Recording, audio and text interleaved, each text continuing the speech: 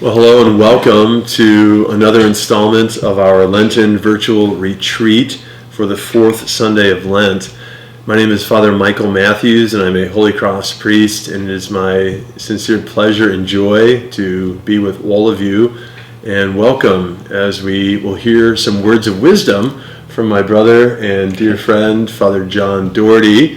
Father John Dougherty and I go a long way back. We first met back in 1990 when we both didn't have gray hair. I was a freshman at Old College, our undergraduate seminary. Father John was in the midst of his transition from the novitiate to Berkeley studies in Berkeley, California. I was always jealous that he got to study in Berkeley because I wanted to go there, but he sort of closed down the program with him. That's it went a little bit longer. I think it closed down, with Father Jim Lees. I think he was the... I'm still jealous, but I've forgiven you. But it's great to be with him and to hear his perspective as we're continuing our Lenten journey. He has been a Holy Cross priest for a while. He was ordained in April of 1994, a year after he took final vows in August of 1993. And since then, he's done a wide variety of things, including parish ministry as a deacon and newly ordained priest at St. Pius Church in Granger, Indiana. He was also the director of our homeless outreach center in Andre House in Phoenix, Arizona. He then went on to an illustrious career as a pastor of several parishes, including St. Gregory's in Phoenix, Holy Redeemer in Portland, and currently at St. Ignatius in Austin, Texas. So we're grateful to get his perspective, and I'm looking forward to learning a few things myself. So without any further ado, I want to turn it over to my friend, and I would only say Father Peter Walsh is listening and paying attention, and he knows that he has set the bar high for you. And he was very kind, so I will have to be kind. But I'm going to speak on justice, as Father Mike mentioned. I have a prayer that I would like to begin with. All right? So let's gather the Father, the Son, the Holy Spirit. Amen. Amen. God, you have given all peoples on common origin. It is your will that they be gathered together as one family in yourself. Fill the hearts of humanity with the fire of your love and with the desire to ensure justice for all. By sharing the good things you give us, may we secure an equality for all, our brothers and sisters throughout the world.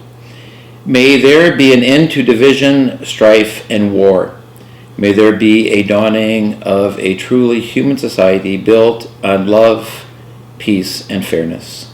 We ask this in your name, Christ our Lord. Amen. In the name of the Father, Son, and Holy Spirit. Amen. But thank you, Mike. It's good to be with you. Mike and I have, our paths have crossed over the years quite a bit, here and there. And I do want to, as you mentioned, those different ministries, I'm going to kind of have, those will be a part of who I am. And as you said there, it's a lot of parish ministry, So I will be sort of that parish guy. Kind of my perspective is always kind of on parish, and even though I was at Andre House, which wasn't a parish, I kind of treated it that way. I treated it like I have my parish pastorates. So that's kind of my perspective as a parish guy. And I think as I was looking at the different mix of speakers, I think I'm the parish guy. Father Hugh's out in a parish, but he's got a doctorate and has been superior general and all those other things too. But he is in parish ministry. I do want to thank Peter Walsh for speaking highly of me. I miss Peter. Peter and I served in Austin together. He was at the university, St. Edward's University, that I was at the parish, and he did a nice job last week. And I really appreciated his kind words for me, and I hold them for him as well. And then I'm supposed to say something good about Tim Weed, who I think is going to follow up. And Tim's a great priest, but he's a bad cook. I had Tim and Chris Brennan, who will be the next two guys, speaking. I had both of them as novices back in the day.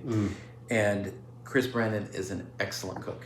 I remember that. So it was probably not. I just felt bad for Tim to be up against somebody. So it was almost unjust all right, as we talk about justice. But Tim is a great campus minister out there, and Chris does great work in his hall. I've had the privilege of vesting him for his priesthood. He was with me in Portland at Holy Redeemer prior to my going to Phoenix. So it's to Austin, but it's great that these young guys are stepping up a bit and taking things on. So as I mentioned, I'm sort of that parish guy, and I'm not used to these kind of talks. It's not. We don't really do these. We give homilies, and we do prayers before meals. We do a lot of that, but kind of giving more extended topics and things like this is kind of new to me, but I am looking forward to it. But one of the things as I move into preaching or doing something, that when you don't know where to start, a definition is always a good place to start. So I looked up the definition of justice, and I came up with a couple. One was everyone is treated equally and fairly, regardless of their background, status, or any other factor. Another one, kind of more on a biblical sense, is an upholding of God's standard of right and wrong, ensuring all are treated fairly and with dignity. And then one more that came up, it was kind of like more like Jesus' view of justice. It was not so much a definition, but Jesus' view. And it is healing broken relationships and restoring individuals to wholeness, both with God and with each other, rather than focusing on any kind of punishment. Because sometimes when we think about justice, we think, well, there's punishment involved. And I would say that when we just kind of generally talk about justice, that is part of it. But I think we want to move, I think, a little bit away from that as we talk about justice in light of the church and of Jesus. But one thing that did come to mind for me was Lady Justice. Lady Justice. And that's, like, as I kind of research it, it's Lady Justice appears in many, many different countries. And she's often pictured with a blindfold, scales, and a sword. Those are the things that Lady Justice is pictured with. And the blindfold is about impartiality. So she, there's no saying somebody's rich and somebody's poor by the base of the clothing or thing like that. The scales sort of are the weighing of evidence. Again, we're kind of back into that sort of courtroom type thing, but the weighting of evidence. And then the sword is all about the swiftness of justice and the power. You wield the sword, you have power. So impartiality, the weighing of evidence, and power. And justice is sort of those things. And this is going back to Father Peter Walsh's talk, is another sort of attribute of justice, Lady Justice, is that she's often pictured with prudentia, which is prudence. It's another image of a person, usually a woman, and that is because justice should always sort of be prudent. And prudentia, that image is often with a snake, which will be for wisdom, and then a mirror, which calls for self-reflection. And if we remember Father Peter's talk last week, those things are important when we are acting prudently, that there's some self-reflection going on and that we act with wisdom. But I do want to point out, with regard to my topic of the virtues, of these 7 virtues, in Washington, D.C., there is only one Department of Justice. There's not a Department of Prudence, nor is there a Department of Temperance or Fortitude or Faith or Hope. There's a Department of Justice. So I feel like this sort of elevates my talk a little bit than over the others, in that I have a department in Washington, D.C. But I was thinking how contentious some of the secretary hearings were in the Senate, and all those different secretaries, there's some issues there.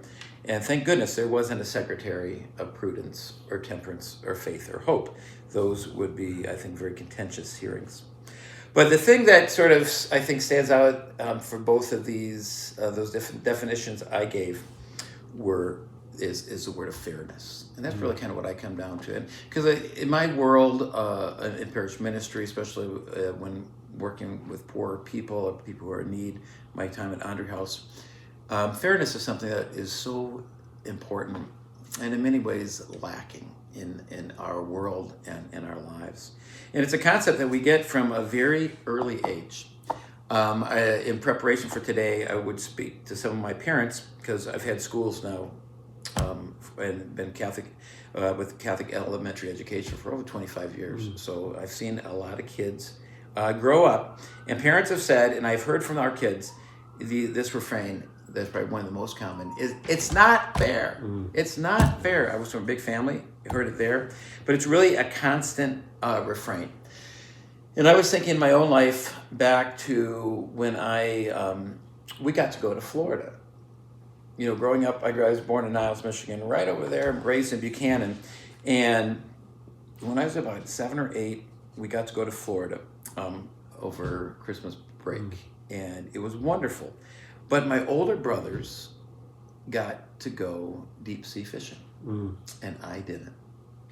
And I cried, and the refrain that my parents heard repeatedly was, "It's not fair, it's not fair, it's not fair." And I remember that to this day, that it really was. I was too short. I mean, there was a thing, that I was too short to go on the boat. Yet I still felt it wasn't fair. But it was fair. It was just. It would have been dangerous for me. But I kind of chimed that out. And as I look at my life in the parish and this sense of justice and fairness, there's this little guy who we love a lot. His name is Joaquin. I think Joaquin's in third grade now. I did ask his dad if I could mention him by name. "Oh, go ahead, Father," he said. Well, Joaquin's, he was with us in pre-K 3 and then all the way through to 3rd grade now. And he's got older twin sisters in the school, and then his older brother Lucas is in 7th grade. And he is a real competitor. And watching him grow up from pre-K on, if he didn't win, often it was because of an unfairness. That's just what it was. If he did, a lot of times it's tied up with that. It's like winning and fair. If you don't win, it's not fair. And he finally kind of outgrew that a bit. He's outgrown that. We want him to outgrow it, but he's outgrown that a bit. And recently we had rock, paper, scissors. I don't know the game, but the kids know it very well. And we had some sort of competition. I don't really know what the day was, how it all happened, but I was there for the competition. And it ended up that he had to compete against one of Mari, one of his sisters. There's twins, Mari and Mila. And it was 2 out of 3. And I think he won the first one. And he was like, and then he lost the next 2. And again, I was there, and he and I have had discussions over the years about these things, of maybe not always having to win. And I saw him as he was kind of walking away from his defeat. And he kind of shook. And he said, "I'm not going to." And he said, "I'm not going to," meaning I'm not gonna argue this. And then he went and sat down. He didn't have enthusiasm for his sister's victory, but he realized that what happened was fair and was just. And as a kind of a Catholic educator, I was really, really happy. Because what I saw here, as we do these talks on virtues, was that he developed in virtue.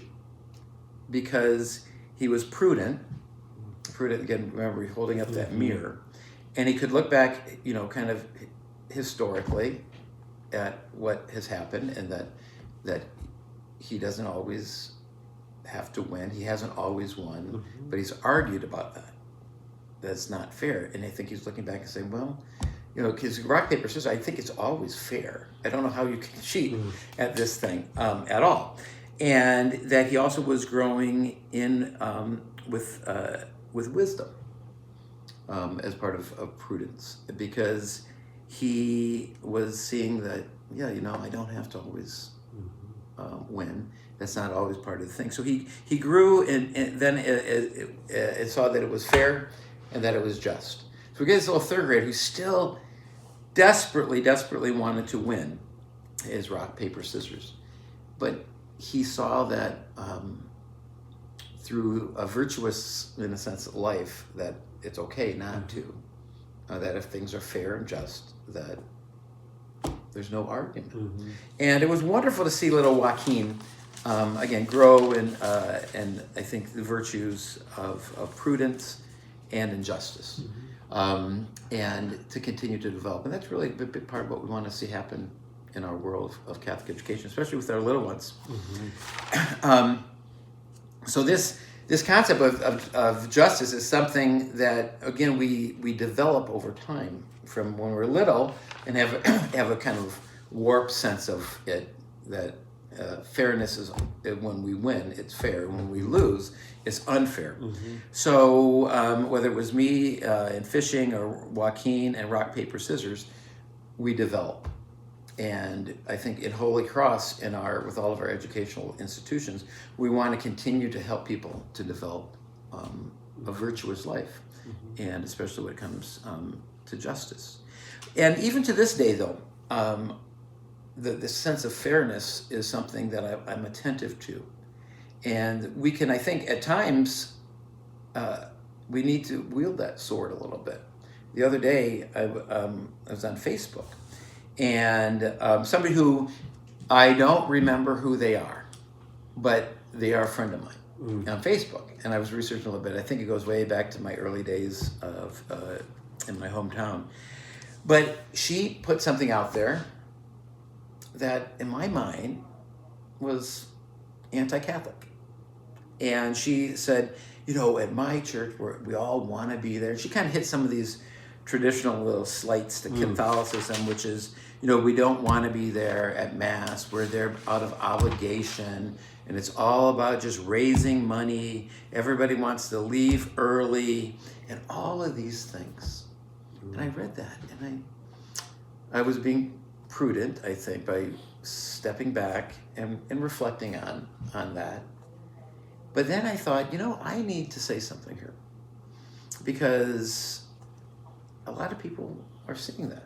I did notice somebody chimed in and said, "Don't be hating on those Catholics." I thought, well, they said something. But I felt like, but again, I did think it'd be prudent for me as a priest to kind of get onto her page and zing it. That wouldn't be prudent. It wouldn't be kind. So I did, I guess it's called DM, a direct message. And I just said, I found your comments to be hurtful. I found them to be unfair and uninformed. And then I just wrote, "Please be kind." And then a day later, she, exercising some prudence maybe, said, "You're right. My comments were from one experience of going to a Catholic church.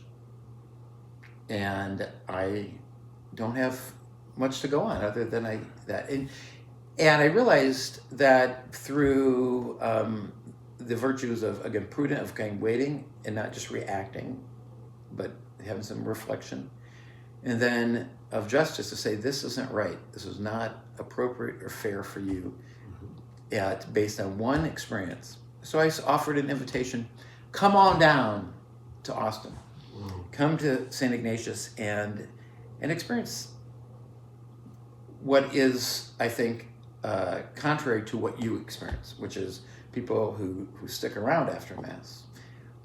They give generously without being prodded, and they don't all want to leave before Mass is over. So that's kind of, for myself, I was proud of that, because often I want to just react, but using sort of the virtues that we're talking about in these talks, and that I think has been ingrained in me through my time in Holy Cross, I think we're able to kind of handle that in a little bit better and in a different way. This Sunday, as we know, is Laetare Sunday, which Laetare, of course, means rejoice. We wore the rose-colored vestments, which was always our favorite because we don't get to do that. The other one is Gaudete Sunday. We get to wear it those two times. And this is kind of an interesting time in the church if you work with RCIA, which we have a wonderful RCIA process at at St. Ignatius. So you have an opportunity as we move into the 4th, 5th, and 6th Sundays to do the A cycle readings, which are the John readings, if you have RCIA. Otherwise, we're in the year of C, the C cycle. So I thought I'm preaching this weekend on the A cycle, which is the man born blind, and that will be at just one mass where we have the RCIA folks there. And then the C cycle. Do you know what the C cycle is? I'm putting you on the spot. I've been out of parish ministry for a few years, John. It is. I wouldn't have known it either. Is the prodigal son. So I thought about these two readings, these two gospels, and both of them are really ideal, I think, for justice. They're both ideal for justice because they both speak of that. The man born blind was not treated fairly or equally. And the sad thing is, though, society thought he was. They figured, well, somebody's a sinner here, and your blindness is because of your sin or your parents' sin. But sin, again, how unfair is that, and not just.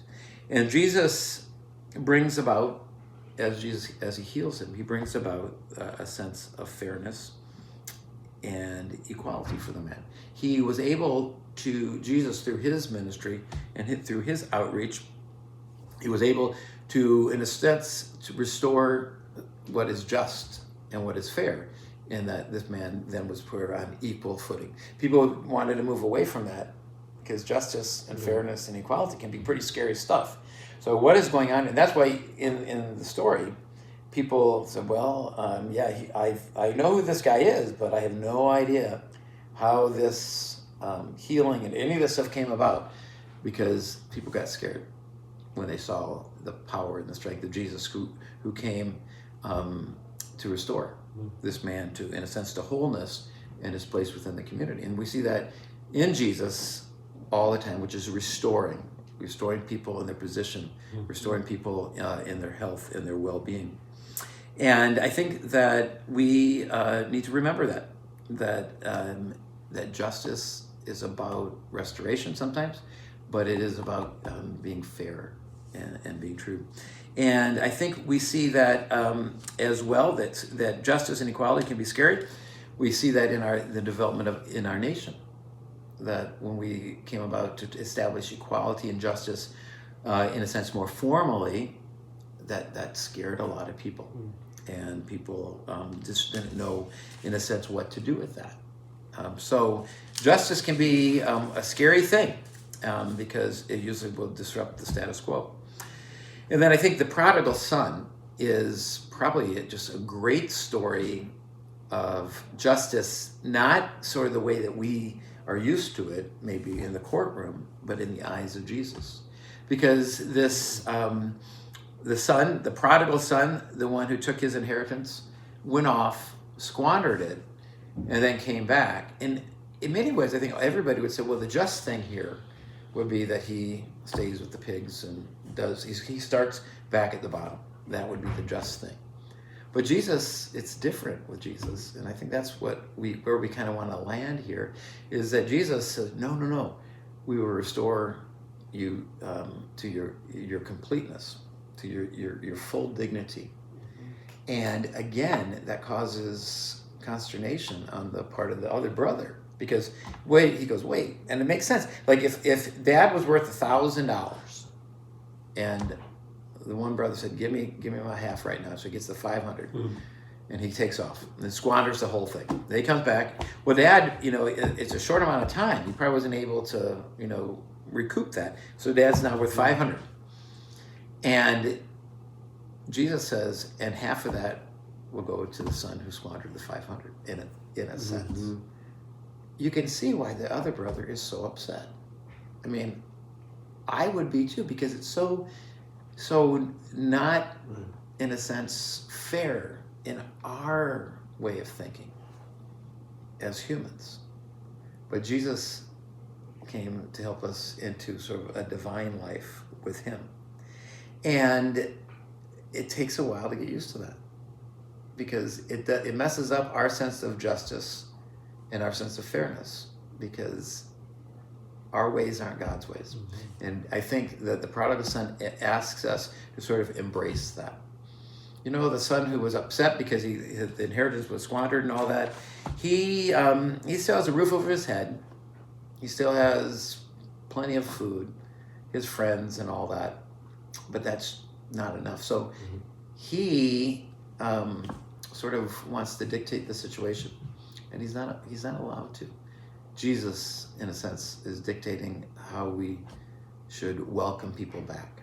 So that those two gospels, so wherever people are at, they're going to get one of those this weekend. And I think both speak so beautifully and well of justice and fairness. Maybe not in our sense as human beings, but in the sense of Jesus Christ. And that other definition that I gave of Jesus's view is healing broken relationships, the relationship between the prodigal son and his father, restoring individuals to wholeness. Remember, the young guy was eating with the pigs, so he was not very whole. So restoring individuals to wholeness, both with God and with each other. And we don't know what happened with his brother. That relationship wasn't restored right away, but hopefully, as they lived their lives, it was. And I just want to say one more thing with regard to my ministries. And whenever I come back to town, I always like to take a quick drive out to St. Pius out in Granger. And it has changed a lot. My first Mass there, that spot in that now building, I think there's a fireplace and a sofa where the altar used to be. And I say that just not out of any frustration or anything, but it's just the reality is there's a lot of changes that went out there because they had a brand new church when I started. And now they have another brand new church because of all of the growth that has taken place out there. And along the way, our Holy Cross community, as you know, we made a decision to move on from St. Pius. I think as the sort of the resources out there, because it all started with St. Joe Farm, the brothers' farm, and then that grew into a small gathering of where farmers would come for Mass, and that's how St. Pius sort of started and grew.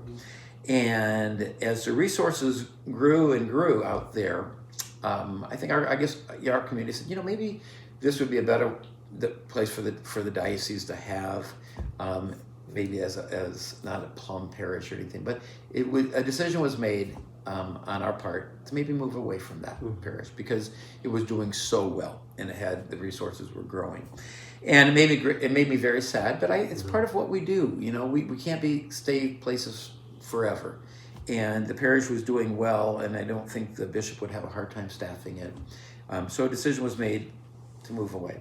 And again, the resources were growing. They were built a new church and a school, and it's just really growing. In the same way that Granger has really, really grown. Granger, we used to just be farms, and now it's nice big homes and all of this. And there's a lot of resources there. And and they use them well. I think it's a beautiful new church, and the school is wonderful, and all of these things. But something that I am so happy to hear is that as their resources have grown, I think they see out of fairness, out of justice, there needs to be a sharing of those resources. And we have our parish, St. Adalbert's, here in town, and my good friend and former associate, another person I had the privilege of vesting for priesthood, Father Felipe Campos, is there.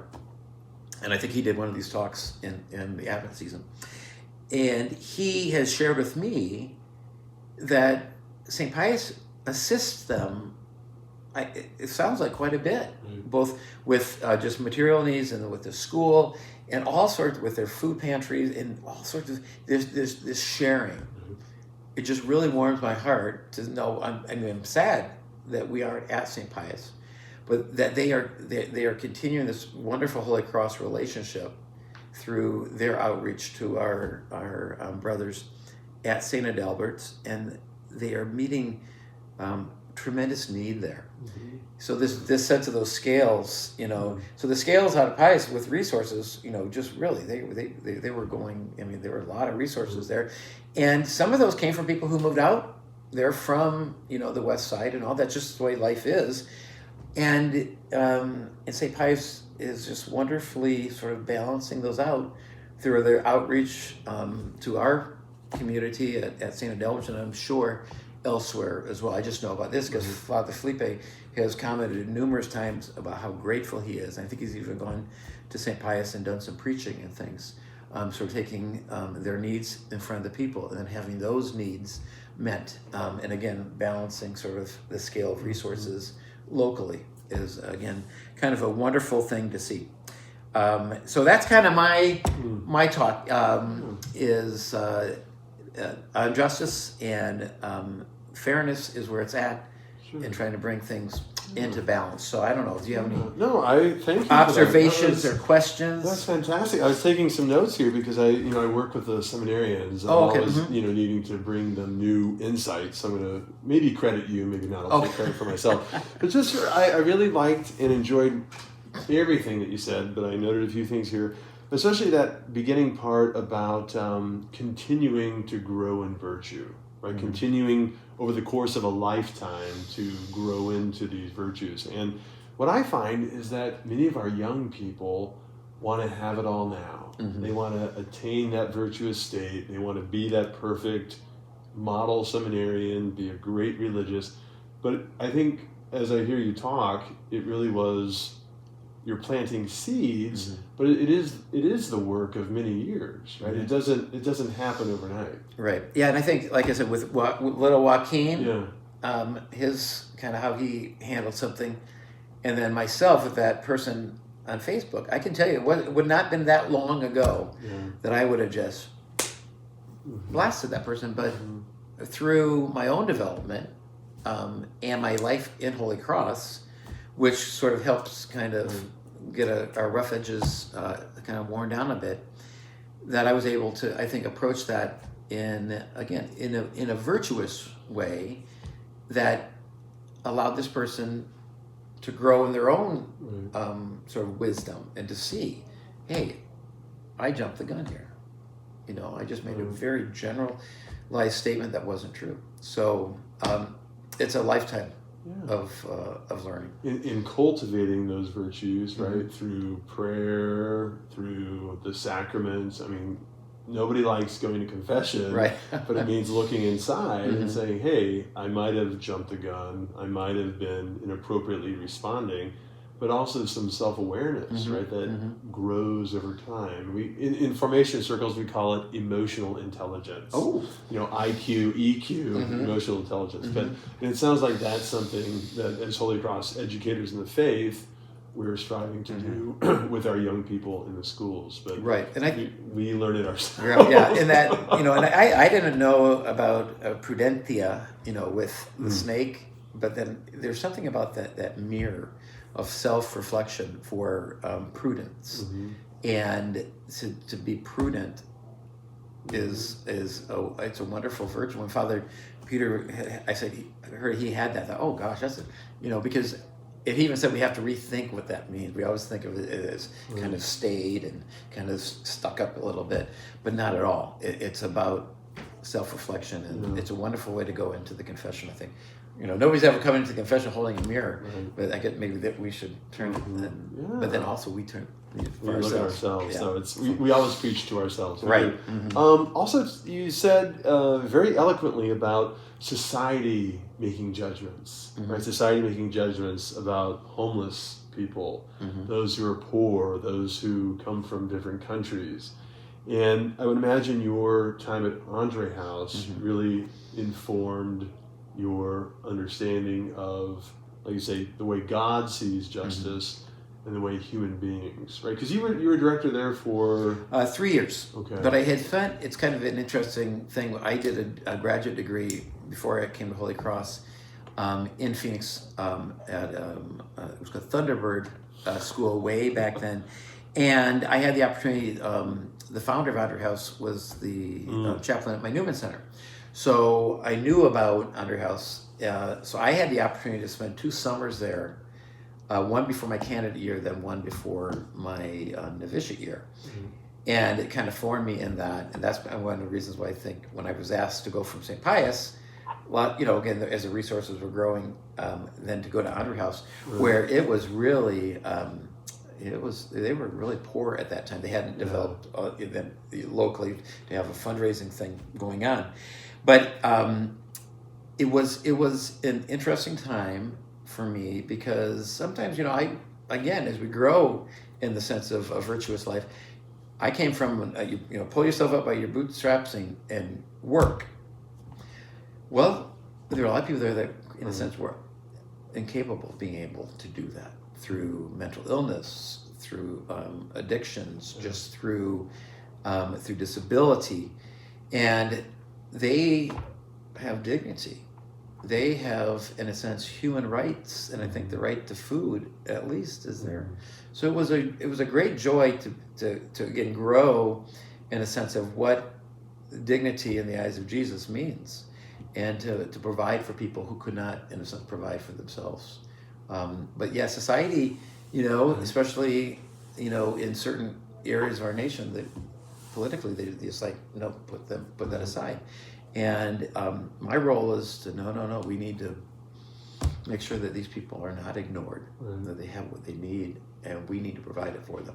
That inclusivity, that sort of radical understanding of we are all children of God, we are all precious in God's sight, regardless of where we come from. Correct. And we can and should be a community of harmony and peace and diversity.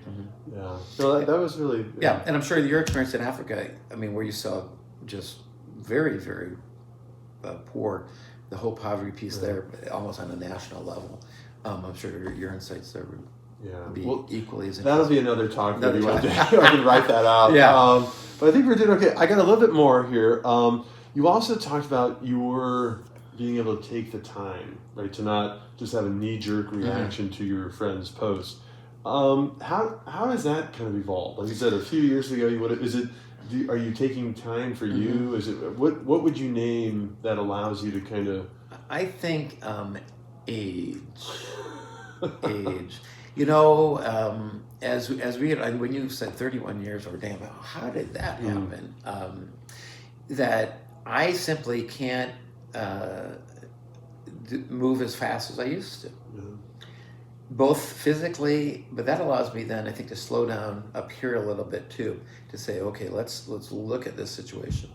And that's one of the graces of my time in Holy Cross, is the different assignments that I'm in my third pastorate, and that just allows me, I don't have to be so quick about everything. I know that it doesn't all have to happen now, that it can be a longer process.